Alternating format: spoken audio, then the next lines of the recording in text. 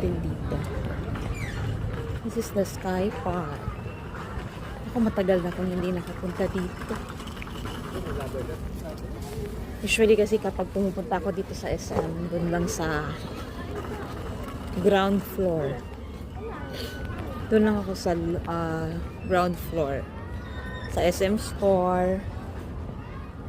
Ayan siya. Ngayon, lang tayo nakabalik dito sa Sky Park.